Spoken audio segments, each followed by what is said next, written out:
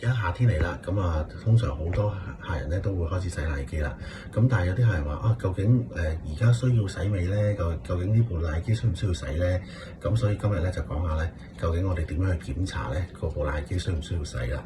嗱，首先咧就去部奶機度啦，咁我揭開呢個扇葉啦，跟住咧就睇入去嗱，好似呢部一定要洗啦嗱，全部發晒毛嘅嚇，只要見到呢啲黑色咧，佢唔係塵，唔係就咁抹下得嘅，因為塵咧就唔係咁樣嘅嗱，塵咧可能係一個毛毛咁嘅灰色咁樣，咁但係呢啲黑色咩嚟咧？就係嗰啲發咗毛嘅，因為佢有水啦，有空氣成日經常流動啦，咁所以咧一點點呢啲咧就係其實發毛嚟嘅，咁所以咧其實咧。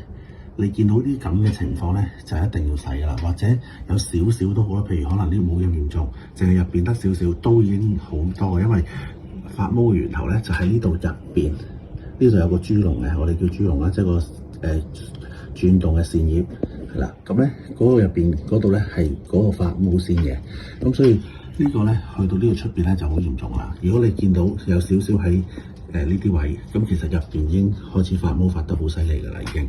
咁所以檢查咧就最緊要就係揭開呢個，睇下呢度需唔需要即係有冇發毛？有發毛其實咧噴出嚟嘅風咧就其實咧就唔係咁乾淨㗎。好啦，第二咧就係睇下呢個蓋片啦，呢個我哋叫前蓋係啦。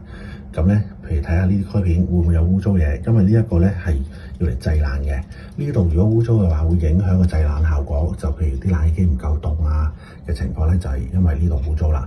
因為呢度咧啲空氣咧就經過喺呢度入嚟啦，呢度係會凍嘅。咁啊啲熱空氣經過呢啲凍區係啦，咁跟住喺下邊吹翻出嚟就變凍風啦。咁所以如果呢一度佢多污糟嘢嘅話咧，佢嗰個吸熱嘅功能咧就會減弱咗，咁變咗影響你製冷嘅功能啦。咁所以睇下呢啲污糟，好似呢啲咁樣，其實都已經好污糟噶啦，係咪？